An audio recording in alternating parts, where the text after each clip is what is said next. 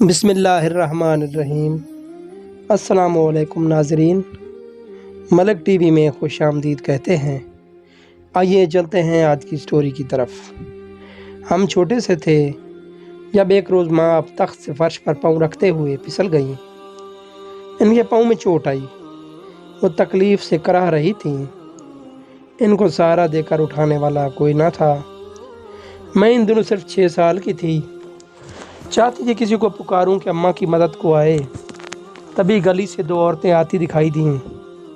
میں نے اشارے سے بلایا، وہ قریب آئی تو بتایا کہ میری اماں گری پڑی ہیں، انہیں اٹھاؤ، اور وہ اندر آ گئیں۔ کراتی ماں کو انہوں نے سہارا دے کر اٹھایا، بستر پر لٹایا، پانی پلایا۔ تبھی اماں نے کہا، مجھے سخت چوٹ لگی ہے، فون اٹھا کر اپنے شوہر کو آفس سے اطلاع کر دوں، وہ مجھے ڈاکٹر کے پاس لے جائیں گے۔ ان میں سے ایک جو کم عمر تھی، اس نے فون اٹھا کر امی کو دے دیا۔ میری والدہ نے ابو سے بات کی اور کہا جلدی آئیں، گرنے کی وجہ سے سخت چوٹ لگی ہے، لگتا ہے ہڈی میں کہیں فریکچر ہو گیا ہے۔ فون بند کر کے وہ اپنی ان دونوں عورتوں کی طرف متوجہ ہو گئیں۔ انہوں نے بتایا کہ گلی کے نکڑ پر جو بڑا بنگلہ کالے گیٹ والا ہے اور مزید کام ڈھونڈ رہی ہیں۔ امی نے فوراً کہا، مجھے ایک کام والی کی سخت ضرورت ہے، میرے لیے چھوٹے بچوں کو سنبھالنا مشکل مسئلہ ہے۔ اگر کوئی ایسی عورت یا لڑکی مل جائے جو صبح سے شام تک میرے پاس رہ سکے اور گھر کو سنبھالنے میں مدد کرے تو اچھی تنخواہ دوں گی۔ ان میں سے ایک جو بڑی عمر کی تھی بولی، میری بیٹی کو سارے دن کے لیے اپنے پاس رکھ لو، یہ تمہارے کام کر دے گی، کھانا پکانا بھی جانتی ہے۔ ماں نے لڑکی کی جانب دیکھا، اس کی موہنی صورت پر غور کیے بغیر اماں نے اس لڑکی کو فوراً رکھنا قبول کر لیا اور جو تنخواہ اس کی ماں نے مانگی دینے کی حامی بھر لی، کیونکہ ماں کو فوراً کسی مددگار کی سخت ضرورت تھی۔ اس وقت اٹھنے بیٹھنے کے قابل بھی نہیں تھیں۔ چھوٹا بھائی جو بھی صرف 8 ماہ کا تھا، جھولے میں سو رہا تھا۔ عورت نے کہا، بی بی میں تمہاری تکلیف دیکھ کر اپنی بیٹی آپ کے پاس چھوڑ کے جاتی ہوں، کل صبح سامنے والے گھر میں جب کام پر آؤں گی تو آپ کی طرف چکر لگا لوں گی، رشیدہ کو بھی دیکھ لوں گی۔ یہ کہہ کر وہ امی کے پاس سے چھوڑ کر چلی گئیں۔ رشیدہ نے میری ماں کے سارے کام منٹوں میں کر دیے۔ تب تک ابو گھر آ گئے۔ والدہ نے کہا، اس بچی کو تھوڑی دیر کے پہلے ملازم رکھا ہے، اللہ نے انہیں فرشتہ بنا کر اس مشکل گھڑی میں میرے پاس بھیجا ہے، ورنہ مجھ کو جھولے سے نکال کر فیڈر بنا کر دینے والا کوئی نہ تھا۔ خیر، والد صاحب نے لڑکی سے ہم سب کو گاڑی میں بٹھایا اور والدہ کو اسپتال لے گئے۔ ایکس رے وغیرہ ہوا، پھر امی جان کو انہوں نے ایڈمٹ کر لیا اور انہیں اسپتال چھوڑ کر ہمیں ساتھ گھر لے آئے۔ رات کو لڑکی ہم بہن بھائیوں کے پاس رہیں۔ صبح والد نے پھوپھو کو فون کیا تو وہ حیدرآباد سے کراچی پہنچ گئیں، کیونکہ والد صاحب ہم بچوں کے پاس انجان لڑکی کو تنہا نہیں چھوڑنا چاہتے تھے۔ پھوپھو کے چھوٹے بچے تھے، ایک کو ساتھ لے آئی تھی، دونوں کو انہوں نے اپنی ناند کے گھر چھوڑ دیا تھا۔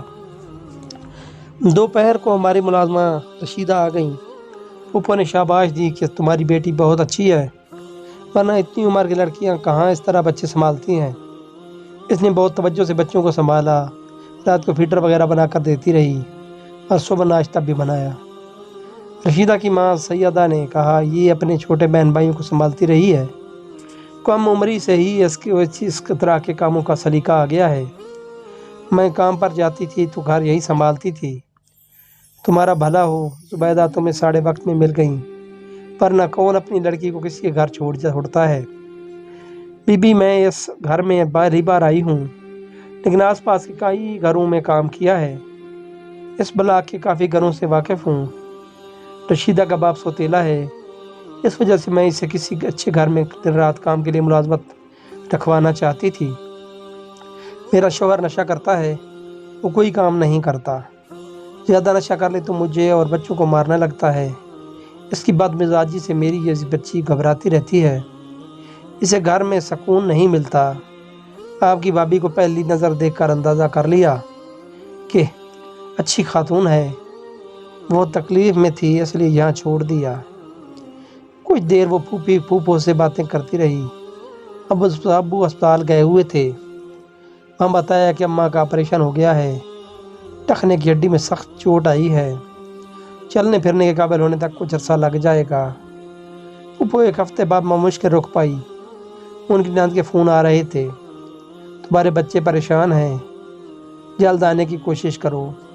پھپھو کے جانے کے بعد گھر کے انتظام کا تمام دار و مدار رشیدہ پر تھا۔ اس نے بڑی خوش اسلوبی سے اپنی ذمہ داری کو نبھایا۔ والدہ اس سے بہت خوش ہوئی۔ 2-4 ماہ بعد چلنے کے قابل ہو گئی۔ سارا دن لیٹی رہتی تھی، یا پھر ٹانگیں پھیلا کر ٹیک لگا لیتی تھی تو بیٹھ سکتی تھی۔ کڑا وقت گزر جاتا ہے، امی ٹھیک ہو گئیں، لیکن رشیدہ اب گھر کا لازمی بن گئی۔ وہ ایسی تھی جیسے لنگڑے کی لاٹھی اندھے کی آنکھیں ہوتی ہیں۔ میری ماں کو ایسے ہی معاون کی ضرورت تھی۔ انہوں نے رشیدہ کا اتنا خیال رکھنا شروع کر دیا جتنا کوئی ماں بیٹی کا رکھتی ہے، اور رشیدہ بھی چھوٹی بہنوں کی طرح محبت اور توجہ سے میری اماں کا سہارا بن گئی تھی۔ اس کی ماں تو بس پیسوں کے گھر سے آتی تھی، ہر ماں آ کر بیٹی کی محنت کے روپے لے کے جاتی اور کہتی، بیگم صاحبہ چاہے تو اس کو تمام عمر کے لیے رکھ لو، مجھے کوئی اعتراض نہیں ہے، بے شک اس کی شادی اپنی مرضی سے کر دینا، مجھے آپ پر بھروسہ ہے، آپ اس کی وارث ہو۔ انسان سوچتا کیا ہے اور ہوتا کیا ہے، اور جس کو رحمت کا فرشتہ سمجھ رہی تھی، معلوم نہ تھا کہ ایک دن وہ اس ہی کی دربدری کا سامان بنے گی۔ وقت بہت تیزی سے گزرتا گیا، یہاں تک رشیدہ کو ہمارے گھر آئے 5 سال بیت گئے۔ لگتا تھا کہ یہ 5 سال 5 دن تھے جو پلک چھپکتے گزر گئے۔ ایک روز اس کی ماں آئی تو کافی بیمار لگ رہی تھی۔ اس کی امی نے کہا، رشیدہ کا اب آپ کے سوا کوئی نہیں ہے۔ دراصل یہ چھوٹی سی تھی جب میرا خاوند کو اس کو کہیں سے اٹھا لایا تھا۔ وہ کہتا تھا ایک ویران جگہ روتی ملی تھی، لیکن مجھے شک تھا کہ وہ اس کو اغوا کر کے لایا ہے۔ اس وقت میں امید سے تھی، میں نے بچیوں کو اپنے پاس رکھ لیا۔ میرا خاوند اس کو لایا ہی اس لیے تھا کہ وہ پہلے ہماری خدمت کرے گی، اور پھر جب سیانی ہو جائے گی تو اسے کسی امیر گھر میں اپنی بیٹی ظاہر کر کے رکھوا دیں گے اور اس کی تنخواہ بٹورتے رہیں گے۔ میں نے اس وقت سے اسے پالا ہے، جب سے یہ صرف 2 سال کی تھی۔ مجھے اپنی اولاد کی طرح اس سے پیار ہے۔ اب جب کہ یہ بڑی ہو گئی ہے، ڈر ہے کہ میرا خاوند اسے بیچ نہ ڈالے۔ جس سے شادی کرے گا تو پیسے لے گا، تو بیچنا ہی ہوا نا۔ باجی جب میں نہ رہوں تو آپ اس کی شادی کر دینا، اس کو اپنے گھر سے نہ نکالنا اور کبھی بے آسرا نہ کر دینا، اور نہ ہی میرے خاوند کے حوالے کرنا۔ اس کے بعد زبیدہ کبھی واپس نہ آئی اور وہ مر گئی ہوگی، ورنہ کبھی تو پلٹ کر آتی۔ امی رشیدہ کی جوانی اور خوبصورتی سے بے نیاز بس اس سے خدمت لیے جاتی تھی۔ رشیدہ نے میری ماں کو اتنا آرام دیا کہ وہ اس کی شادی کے بارے میں سوچنے سے کتراتی تھیں۔ ہوش تب آیا جب والد صاحب نے اس گھریلو ملازمہ سے شادی کر لی۔ تب اماں اپنی اس توہین کو برداشت نہ کر سکی اور ابا سے جھگڑ کر میکے چلی گئی۔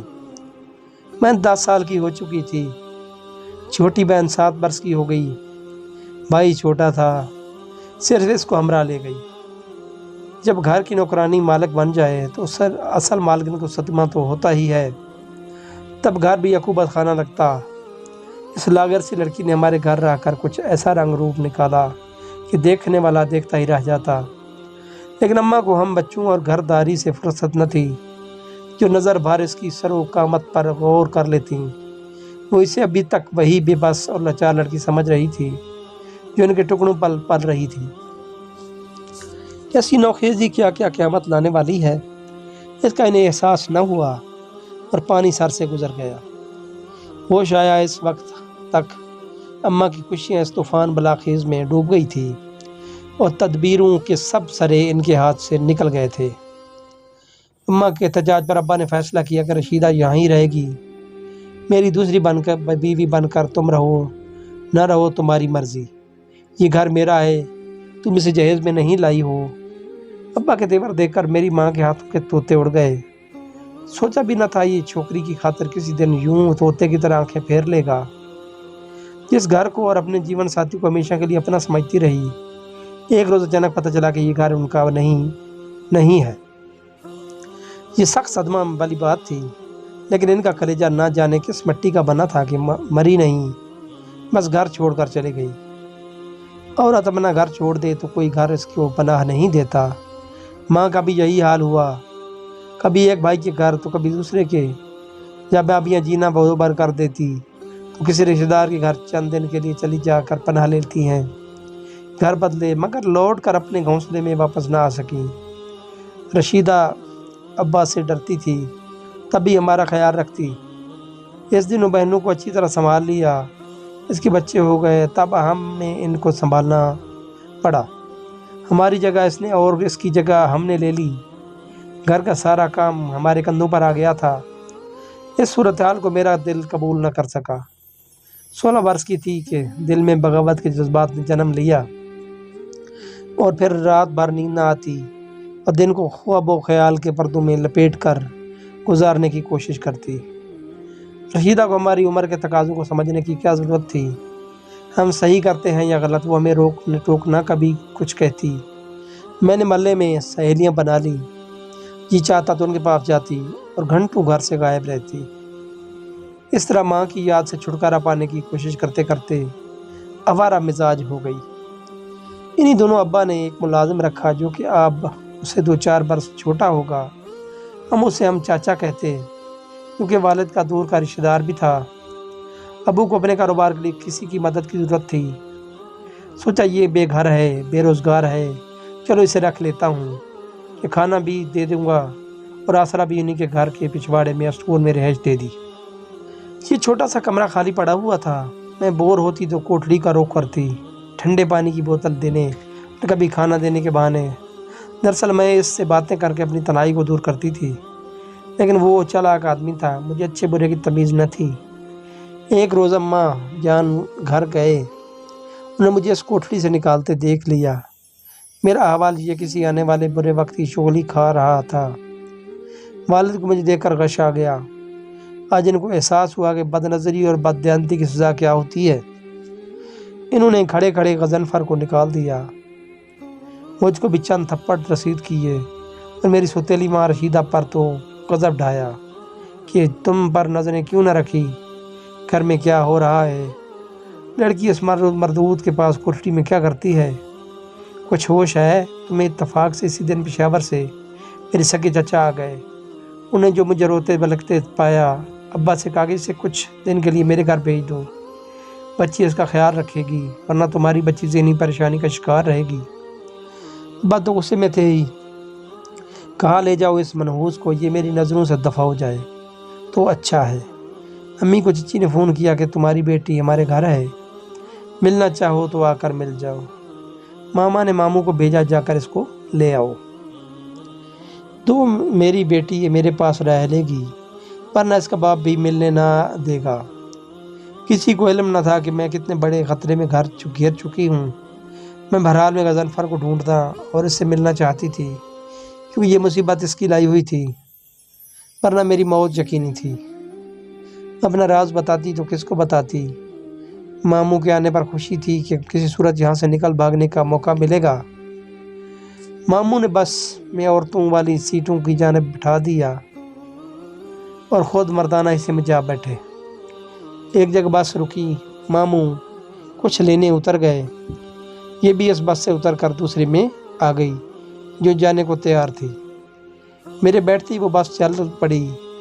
ماموں جب واپس لوٹے ہوں گے تو مجھے بس میں نہ پا کر یقیناً سر پیٹ لیا ہوگا۔ میں نے بھی نہیں سوچا اس کا کیا بنے گا اور چچا ابو کو کیا جواب دیں گے۔ لڑکی کدھر گئی؟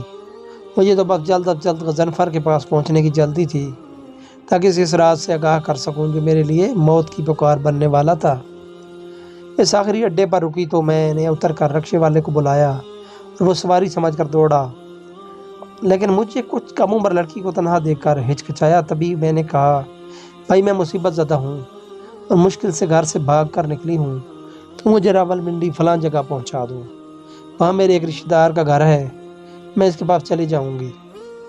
رکشے والا صحیح آدمی نہ تھا، اس نے مجھے اپنے رکشے میں بٹھا لیا اور ایک ایسی جگہ لے گیا جہاں ہم جیسی بھٹکی ہوئی لاوارث اور کم سن لڑکیوں کے ذریعے دولت کمائی جاتی تھی۔ یہ بازار حسن تھا جہاں روح کچلی مگر جسم تر و تازہ تھے، اور مجھے جس عورت نے خریدا اس نے مجھے دیکھا تو میں نے کہہ دیا کہ شادی شدہ ہوں اور امید سے ہوں۔ شوہر جوا کھیلتا تھا، مارتا پیٹتا تھا، اس کے ظلم سے تنگ آ کر نکل بھاگی۔ رکشے والا مل گیا اور یہاں لے آیا۔ مہربانی کرو مجھے میری ماں کے پاس پہنچا دو۔ وہ بولی ابھی نہیں، ٹھہرو، انتظار کرو، بعد میں پہنچا دوں گی۔ وہ مجھے لیڈی ڈاکٹر کے پاس لے گئی اور الٹرا ساؤنڈ کرایا۔ جب بچی ہونے کی نوید ملی تو بہت خوش ہوئی۔ بولی آرام سے رہو، یہ مشکل مرحلہ طے ہو جانے دو، اس کے بعد جہاں کہو گی چلی جانا۔ یہاں رہنے کے سوا اور کوئی چارہ نہ تھا۔ سوچتی تھی اے کاش غضنفر کے پاس چلے جانے کا خیال نہ کرتی اور ماموں کے ساتھ ماں کے پاس چلی جاتی تو اچھا تھا، کم از کم اس گندی جگہ تو نہ پھنستی۔ بیٹی نے جنم لیا تو ماں جبیں کی خوشی کا ٹھکانہ نہ رہا۔ سارے محلے میں مٹھائی بانٹی، خوشی منائی تو بولی اس کی پرورش ناز و نام سے کرو، تم نے ہمیں جو انعام دیا ہے ہم اس کی پوری قدر کریں گے۔ میں اچھی طرح جان چکی تھی کہ وہ کیوں خوش ہے۔ ظاہر اصل کے ساتھ سود بھی موصول ہو گیا تھا۔ دن رات یہاں سے نکلنے کی تدبیریں سوچتی رہتی تھی۔ آخر ایک دن ایک پھول بیچنے والے کے ذریعے اس دوزخ سے نجات کا رستہ مل گیا۔ وہ باقاعدگی سے یہاں کے ہر گھر میں مہکتے ہوئے گجرے دینے آیا کرتا تھا۔ ایک روز آیا، میں رو رہی تھی، باہر بیٹھی اپنی معصوم بچی کو سلا رہی تھی۔ مجھے روتا دیکھ کر ترس کھایا۔ اس وقت کوئی قریب موجود نہ تھا۔ سرگوش میں بولا اگر کسی کو پیغام بھیجو آتا ہے تو بتا دو، میں پہنچا دوں گا۔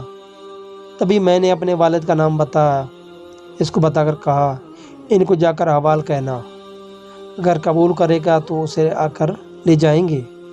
ایک ہفتے بعد اس نے آ کر بتایا تمہارے والد کو بتا دیا ہے، اگر تم مارکیٹ میں فلاں صرافے کی دکان پر کل کسی بھی وقت پہنچ جاؤ گی تو وہ فت میں وہاں سے گھر لے جائیں گے۔ یہ صراف والد کا بچپن کا دوست تھا، دونوں نے پہلی جماعت سے میٹرک تک ساتھ پڑھا تھا اور ہر ماہ جبیں زیورات بھی لیا کرتی تھی۔ گجرے والا صراف کو جانتا تھا۔ اگلے روز جب کہ ماں جبیں دوپہر کا کھانا لے کر ویلے فرما رہی تھی، گجرے والے نے محافظ کو ایک موٹی رقم دی جو والد نے اسے دی تھی۔ وہ پولیس کے درمیان میں ڈالے بغیر ماہ جبیں کے محافظ کی میں وہاں سے نکل کر صراف کی دکان تک پہنچنے میں کامیاب ہو گئی اور بیٹی کو ساتھ نہ لا سکی۔ اگر لے آتی تو شاید والد مجھے قبول نہ کرتے، پر اگر قبول بھی کر لیتے تو زمانے کو کیا منہ دکھاتی کہ غیر شادی شدہ بیٹی کی گود میں کس کی اولاد ہے۔ بیٹی کا دکھ عمر بھر سلگتا رہے گا، مگر اس کو اس کے نصیب کے حوالے کر کے میں والد کے گلے آگ لگی۔ صد شکر کہ انہوں نے مجھے ٹھکرایا نہیں، گھر لے جانے کی بجائے میری ماں کے حوالے کر دیا۔ کچھ دنوں بعد میری چھوٹی بہن کو بھی لے آئے اور امی سے کہا مجھ سے ناراض ہو تو رہو، لیکن ان بچیوں کو اپنے پاس رکھو، ان کو تمہاری ضرورت ہے۔ جوان بیٹیوں کی حفاظت کو کوئی نہیں کر سکتا، شاید باپ بھی نہیں۔ اگر کر سکتی ہے تو آج مجھے یہ دن نہ دیکھنا پڑتا۔ والد نے کافی رقم بینک میں امی کے نام جمع کرا دی تاکہ وہ عزت کے ساتھ ہماری شادی کر سکیں۔ ماموں کے ہمارے رشتے کی تلاش کو سونپا۔ اللہ تعالیٰ نے جہاں قسمت لکھی تھی ہم دونوں بہنوں کے رشتے ہو گئے اور شادی بھی ہو گئی۔ ہم اپنے گھروں میں آباد ہیں، لیکن مجھے اپنی بیٹی کی جدائی کا غم بھولتا نہیں۔ خدا جانے وہ کس حال میں ہوگی۔